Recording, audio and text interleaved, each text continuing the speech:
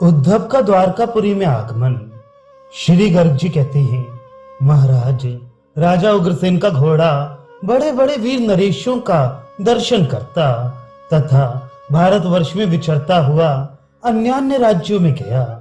प्रजानाथ इस तरह भ्रमण करते हुए उस अश्व को बहुत काल व्यतीत हो गया और फाल्गुन का महीना आ पहुंचा, जो सबको घर की याद दिलाने वाला है।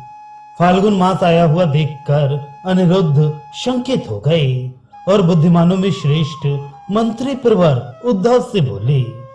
अनिरुद्ध ने कहा, मंत्री प्रवर, यादव राज उग्रसेन चैत्र में ही यज्ञ करेंगे, हम लोग क्या करें? अब अधिक दिन शेष नहीं रह गए हैं। इस भूतल पर अश्व का अपहरण करने वाले राजा कितने शेष रह गए हैं, मैं सुनना चाहता हूँ। आप शीघ्र उनके नाम बताएं।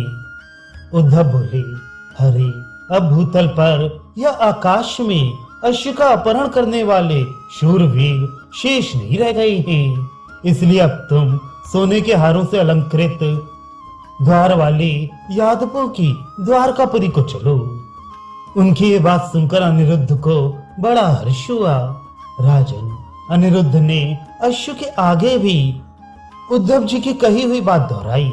इस प्रकार अनिरुद्ध का कथन सुनकर वे सर्वज्ञ अश्व उसी तरह शीघ्रता पूर्वक द्वारका को चल दिया, जैसे लंका से लौटे हुए हनुमान जी बड़े वेग से किष्किंधापुरी में आए थे। नरेश्वर उसके पीछे पीछे भानु और सांब आदि शूरवीर वायु तथा मन के समान वेगशाली घोड़ों द्वारा दौड़ने लगे।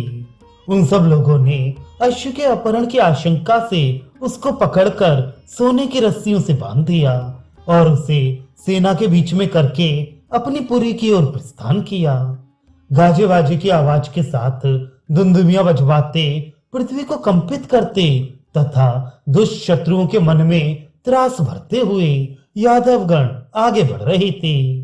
यादवों के साथ जाते हुए उस घोड़े को देखकर नारद जी नया कलह यह विवाद खड़ा करने के लिए दूत की भांति इंद्र के पास गए। उनके सामने घोड़े का वृतांत उन्होंने विस्तार पूर्वक कहा। राजेंद्र, वह वृतांत सुनकर इंद्र ने उस घोड़े को चुरा ले जाने का विचार किया। वे शीघ्र ही अदृश्य होकर अश्व को देखने के लिए भूतल पर आए। अहो, भगवान विष्णु की माया से सब देवता भी मोहित रहते हैं।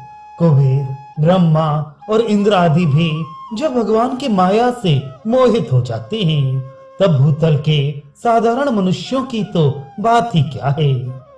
इंद्र ने वहां जाकर वृषणिवंशियों की संपूर्ण सेना का निरीक्षण किया। वह सेना प्रलय काल के समुद्र की भांति भयंकर तथा करोड़ों शूरवीरों से भरी हुई थी। यादवों की उस उद्भट एवं विशाल सेना को देखकर इंद्र डर गए। राजन, श्री कृष्ण के भय से देवेंद्र अविलंब इंद्रवतीपुरी को लौट गए। ये भगवान श्री कृष्ण की कृपा थी, जिससे उन्होंने युद्ध की आशा छोड़कर चुपचाप बैठे रहने की नीति अपनाई। अनेक चतुरांगणी टुकड़ियों से युक्त हो यात्रा करती हुई महात्मा अनिरुद्ध की वह विशाल सेना हाथियों, रथों, घोड़ों और पैदल वीरों के द्वारा स्वर्गलोक में इंद्र की सेना के समान सुशोभित हो रही थी। संपूर्ण हाथी अलग हो गए, रथ, घोड़े और पैदल भी अलग अलग होकर चलने लगे। श्री कृष्ण के पुत्रगण हर्षोल्लास से भरकर द्वारका के पथ का अनुसरण कर रहे थे। वे जम्बूद्वीप के विजेता थे और लोक परलोक दोनों पर विजय पाना चाहते थे। राजन, वे श्रेष्ठ यादव अग्रगामी वाहन श्यामकर्ण अश्व को आगे करके भांति भांति के बाजे बजाते तथा नाच गान आदि उत्सव करते हुए जा रहे थे। नरेश्वर, सांब आदि श्री कृष्ण पुत्रों तथा इंद्रनील एवं चंद्रहास आदि सहस्त्रों भूपालों से विभूषित हो अनिरुद्ध ने आनर्त देश में प्रवेश करके सांब की अनुमति से उद्धव जी को द्वारका भेजा। अभी वह पुरी वहां से 2 योजन दूर थी।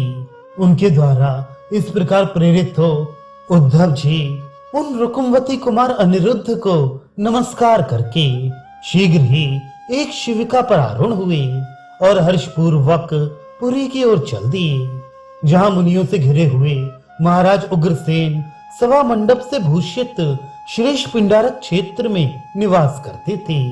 राजन, जहां वसुदेव आदि, बलराम और श्री कृष्ण आदि तथा बलवान प्रद्युम्न आदि प्रतिदिन यज्ञ की रक्षा करते थे, वहां उद्धव जी राजसभा में गए।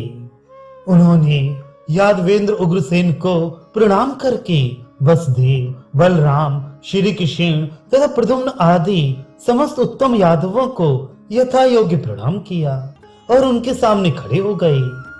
उन्हें देखकर सबका मन प्रसन्न हो गया। फिर उनके पूछने पर उद्धव ने सब वृतांत बताया। उद्धव बोले, राजेंद्र, आपका श्याम कर्ण अश्व निर्विघ्न लौट आया। अनिरुद्ध आदि श्रेष्ठ यादव भी कुशलता पूर्वक आ गए हैं। गोविंद की कृपा से राजा इंद्रनील और हेमांगद आए हैं। स्त्री राज्य की रानी स्वरूपा भी आ पहुंची हैं। भीषण सहित बक भी युद्ध में परास्त हुआ है।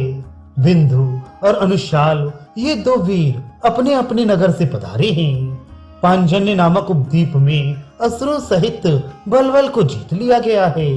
उस युद्ध में भगवान शंकर ने रुष्ट होकर अनिरुद्ध और सुनंदन का वध कर दिया था तथा और भी बहुत से यादव मार डाले थे, किंतु भगवान श्री कृष्ण ने वहां पहुंचकर समस्त यादवों को जीवन दान दिया। अतः ये ध्यान देने योग्य है कि श्री कृष्ण की कृपा से ही हम सब लोग सकुशल लौटे हैं। समस्त कौरव परास्त हो गए और भीष्म जी हमारे साथ ही यहाँ पधारे हैं। हमने द्वैत वन में दुख पीड़ित पांडवों को देखा और व्रज में श्री कृष्ण विरह से व्याकुल गोपगणों का भी दर्शन किया। जो बाल्यावस्था से ही भगवान श्री कृष्ण का भक्त है, वह राजा चंद्रहास भी हमारे साथ यहाँ आया है और भी बहुत से भूपाल आपके भय से यहाँ आए हैं।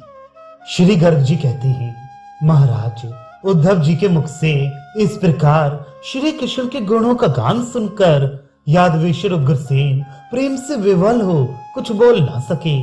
वे आनंद के महासागर में मग्न हो गए।